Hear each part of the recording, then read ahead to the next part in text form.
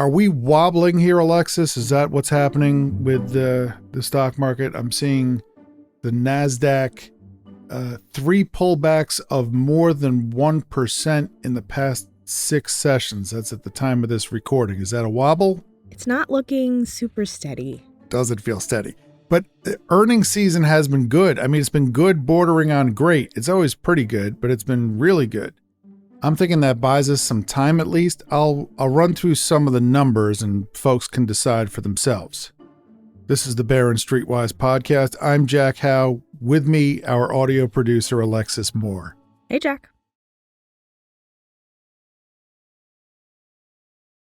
We are almost 90% of the way through earnings season. There's this thing that happens 4 times a year where America's publicly traded companies report their financial results to investors. Basically, I compare it with having a dunk contest on lowered rims. In this case, what happens is analysts reduce their estimates as we get closer and closer to reporting time. And then companies announce their numbers, and we all celebrate that they beat estimates. They were upside earnings surprises galore. That's what usually happens. That is happening this time, but to a greater extent than usual. If you go back to the beginning of this year, analysts were predicting 13% third quarter earnings growth for companies in the S&P 500. That's excellent growth. That was before the big tariff announcements. What was that? What did we call that again? Independence Day? They called it Liberation Day. Liberation Day. I don't know why I keep forgetting that. It's such a description that draws the mind to tariffs. Okay, so we had the tariff announcements in spring, and there were reciprocal tariffs, and there were pauses, and there were unpauses, and analysts gradually reduced their growth estimates to the point where at the end of September, the end of the third quarter, the forecast was down to 8% growth from 13%. And I think looking at the numbers that analysts took too much off, because earnings beats have hit a 4-year high. That's both in the prevalence and the size of the beats. Third quarter results are 90% in. We're looking ahead over the next couple of weeks to a handful of big companies left. We're going to hear from Disney and Walmart, and especially NVIDIA, which is November 19th, probably slated for November 19th. Don't hold me to that. But we're 90% of the way done, and the growth rate, in fact, is tracking toward 13%, more or less what analysts were looking for at the very beginning of the year before we started talking about tariff, I forget the name again, tariff liberation. So this is good news. The S&P 500 trades at 25 times earnings. That's expensive. So you need excellent earnings growth to make a price tag like that work. And I think we're getting it, at least for the third quarter. Tariffs have not hurt as much as expected. We might not be seeing the full effects yet. B of A says that judging by inventories, companies stocked up during a tariff pause that ran out in August. They write that those inventories are now likely depleted, so fourth quarter profit margins could be more telling. We won't hear about those until early next year. Companies could also get some support from a weak dollar. All else held equal, a 10% drop in the value of the dollar corresponds with an earnings boost of about 3%. But these are all minor details, tariffs and currency exchange. We're all piled into index funds right now, and our index funds are loaded up on big tech. And the market is expensive, which means there are 2 questions right now that matter more than all the others. Number 1. Are artificial intelligence hyperscalers still showering each other and the tech sector and the broad market with cash in the form of their capital expenditures, their data center build-out? And number 2, do investors still seem to like that sort of thing? And the answers to those 2 questions are yes and mostly. Microsoft, Amazon, Alphabet, and Meta Platforms, those 4 companies alone could combine for capital expenditures of $356 billion this year, up 56% according to B of A. How much is $356 billion? It's close to adding a new Coca-Cola or Bank of America. It's a lot of money. That used to be the size of what we would call a giant company. So it's a lot, and it compares with CapEx for the rest of the S&P 500, all 496 other companies combined of $904 billion. That's up only 5%. So with these four companies increasing their spending by 56%, there's this huge new source of money that's being thrown around. And a lot of that money is being spent within big tech. And that's why earnings growth for big tech for the third quarter is tracking around 29%. It's a huge number. The rest of the index, just 5%. That gives you a sense of the extent to which this bull market depends on this handful of companies continuing to kill it. But they can only do that if investors continue to like to hear that. They mostly seem to like it. Amazon is spending a ton. That stock jumped 10% after earnings. The company talked about very strong web services growth. That flows directly from its AI spending spree. So the money is paying off.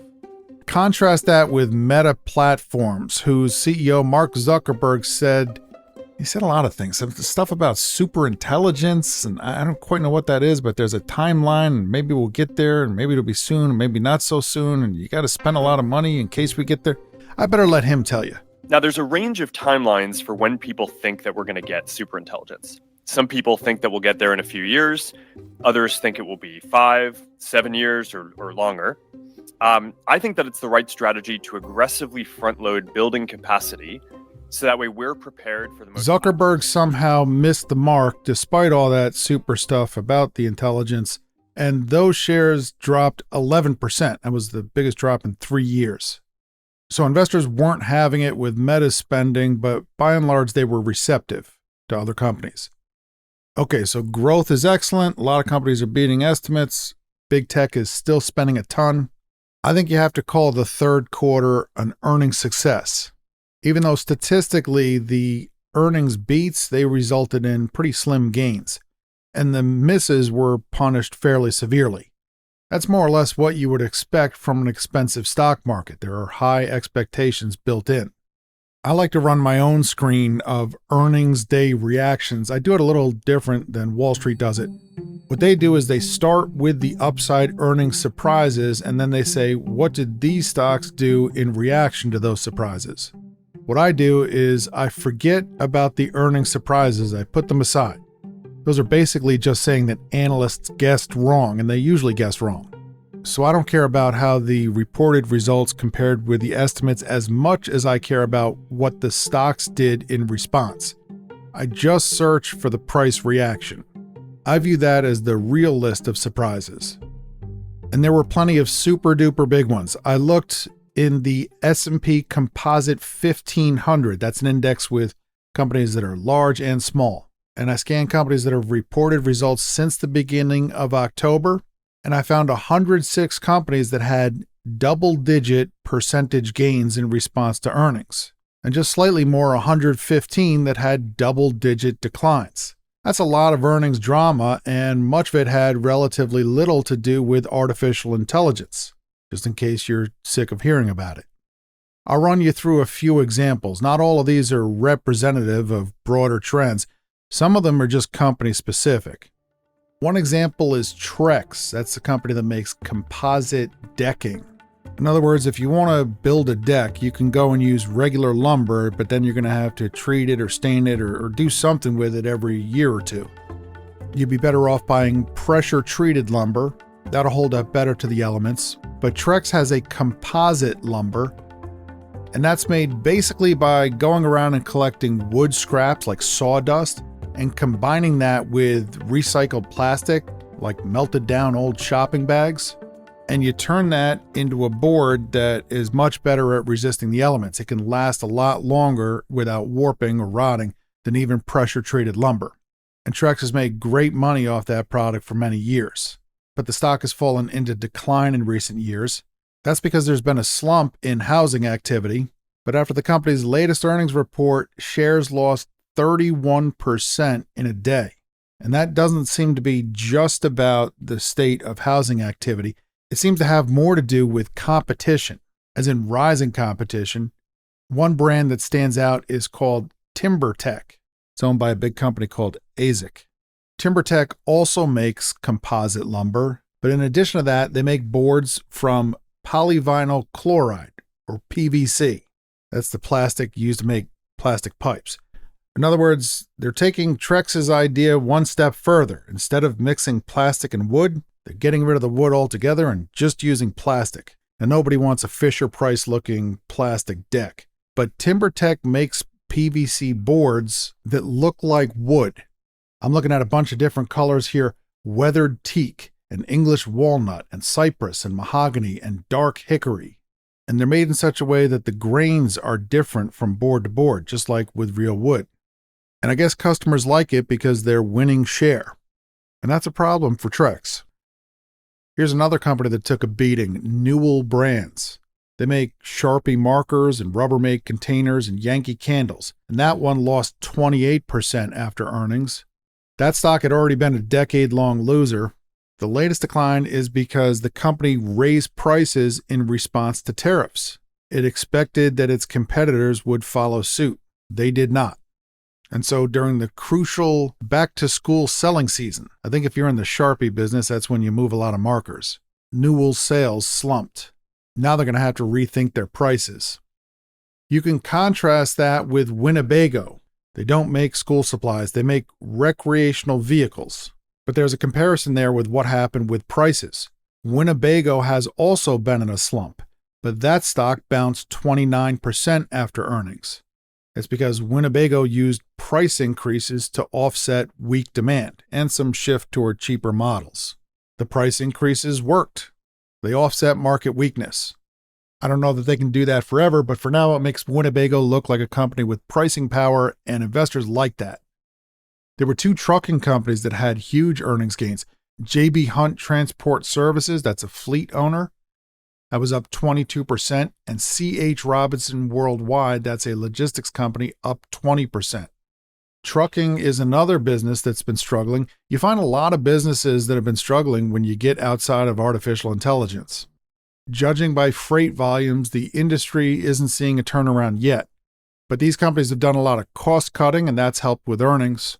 There could also be a hit to capacity next year. There are new federal restrictions on commercial driver's licenses for non-U.S. citizens. Anything that cuts into capacity could allow these companies to charge more. I'll give you a few more. Chipotle, that was an 18% decliner. The company blamed a burrito shortfall on young, low to middle income earners, folks making less than $100,000 a year. It says they're struggling with student loan payments and slow wage growth. Wingstop reported a same-store sales decline and blamed pretty much the same thing. But that stock somehow gained 11%. Investors seem to like the company's plans for kitchen renovations and a loyalty program. General Motors gained 15% and Ford gained 12%. Demand for gasoline vehicles was healthy. The companies are losing money on electric vehicles, but they talked about plans to reduce those losses. What was that movie, Alexis? Who Killed the Electric Car? Remember that one from... I feel like there might be a sequel coming at some point. And finally, the biggest one-day price gainer of earnings season so far is Hertz Global Holding. The rental company reported its first profit in 2 years. It has a new bustling business selling cars out of its rental fleet. I mean, it's always done that, but what it's done is dump old cars onto wholesalers. Now it started more selectively selling vehicles through retail channels. There's better money in that. And that is a smattering of earnings day drama. There are a lot of names out there I'm skipping over. And I think what we're going to do now, Alexis, tell me if I'm right, answer a couple of listener questions, maybe possibly after taking a break. Is that the plan? That's the plan. That's coming up after this quick break. Welcome back. Alexis and I were just having a chat about Welcome Back Kotter. You didn't know about Arnold Horshack or Freddie Boom Boom Washington or Juan Epstein or Vinnie Barbarino, all these names from my childhood. That's okay. And you just found out that the show celebrated its what? 50th anniversary. Crazy. And I'm so young, which how would I? It doesn't add up. We want to quickly answer a couple of listener questions, and they're not about the sweat hogs. It's a Welcome Back Kotter reference. Who do we have, Alexis? First up, we have Rolf from Alaska. He has a question about single stocks versus index funds. Hey, Rolf, let's hear it. Hi, Jack. I was here in Alaska and it was starting to snow. And I was reading some books on index investing to pass the time. I have some different stocks, some of them up, some of them down, and altogether they're probably about even. I was thinking of selling them all and just sticking it in a total market fund. What do you think? Great to hear from Alaska and you, Rolf. This will be a short answer, I think. I can never quite tell. You have individual stocks. You're thinking about selling them and buying a cheap index fund should you do it. The answer is yes, absolutely. It sounds like you're not thrilled with your own stock picking. You wouldn't be nearly alone. Most people struggle to beat the stock market. Most people, in fact, who are paid to pick stocks for actively managed portfolios for the express purpose of beating the stock market also struggle to beat the stock market. And by the stock market, I mean the indexes behind those cheap index funds you're talking about. Take the S&P 500. Over the past decade, it has returned 281%. 100% is a double, 200% is a triple, so you've made almost 4 times your money in a decade. That's a lot more than usual. Works out to an annualized return of 14.3%. I don't know how many of us saw that coming, and I don't know how many predicted that it would be concentrated in the stocks that are leading the market today. Did you know early on that NVIDIA would evolve from a company that makes chips for video games to the most valuable company in America and the company on the receiving end of this AI investment boom? Even if you figured that out early on, is it possible that after that stock had run up a lot that you'd have been tempted to sell and maybe sell too early? NVIDIA over the past 10 years has made over 23,000%. Maybe at the 5,000% mark, you'd have said, you know what, it's been a pretty good run. Going to cash out here. If you're in an index fund, you don't have to make all those decisions. The market will figure out the waiting for you. You mentioned a total market fund, Rolf. If you mean like a world fund that invests everywhere, that wouldn't have done as well as the US over the past 10 years. But the good thing about investing in a fund like that is if it turns out that the US market is too expensive now and that Europe and Japan, which are relatively cheaper, are better positioned, then your all-world fund will capture the upside in those markets too. They've actually been running ahead of the US market year to date.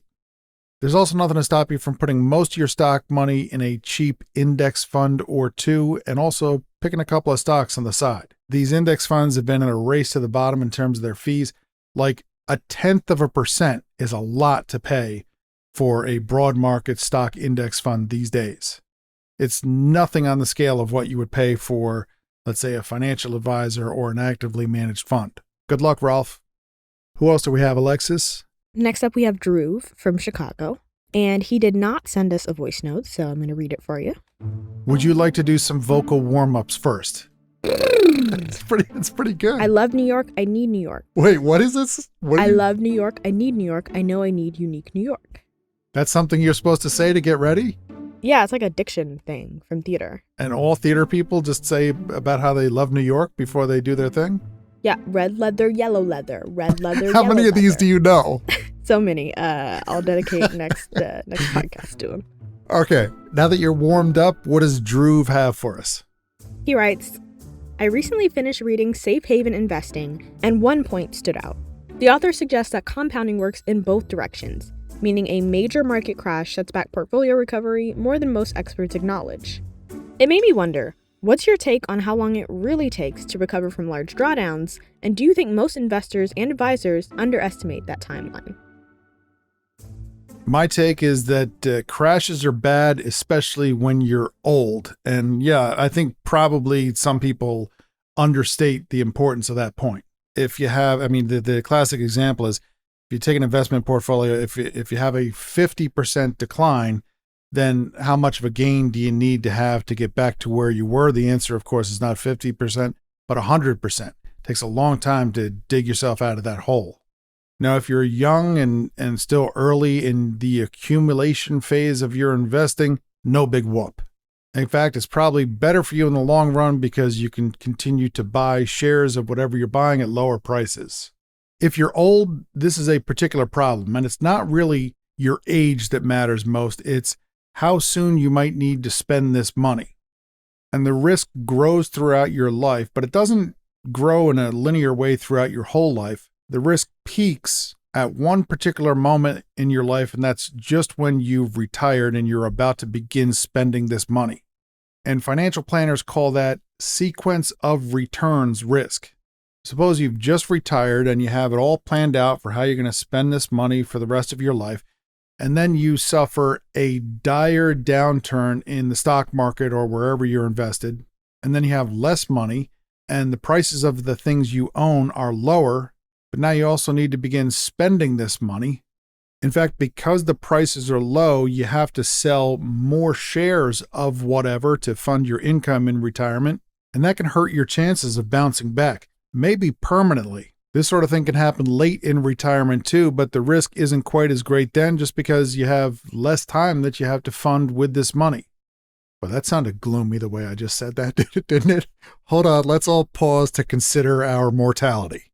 No, I don't like that at all. Where was I? Sequence of returns. The risk is lower if you have a lot of money. I mean, a lot of money. More than you're going to spend during your lifetime, so much so that mostly you're investing with your heirs in mind. The risk is greatest if you have just enough money to fund your retirement. It's one of the key reasons that folks should change to a more conservative mix of assets as they enter retirement. It's also a good reason to make sure that you're retiring at the right moment, when you have enough money to support yourself, even if the market tanks right after retirement. So to sum up, Drew, yes, it's a humongous risk for some older folks, and not much of a risk at all for most young people. That's true, I guess, of a lot of things in life. It's why I've started holding the railings when I come down my stairs in the morning. I also, just between us, go down them a little bit sideways. I got big feet and they stick out over the stairs. And, I find that I get better foot placement on the stairs with a kind of a sideways approach. What I really need is an elevator or a fireman's pole, but not one of those chairlifts, Alexis. I know you're about to say it. It looks like fun, but I'm not there yet. And that's enough for this episode. I want to thank Rolf. I want to thank Drew. I want to thank the whole gang from Brooklyn: Vinny Barbarino, Arnold Horshack, Freddie Boom Boom Washington, Juan Epstein. Who am I leaving out? Mr. Cotter. If you have a question you'd like played and answered on the podcast, you can send it in. It could be in a future episode. Just use the voice memo app on your phone. Send it to jack.how. That's HOUGH at barrons.com. Alexis Moore is our producer. You can subscribe to the podcast on Apple Podcasts, Spotify, or wherever you listen. If you listen on Apple, you can write us a review. Thanks, and see you next week.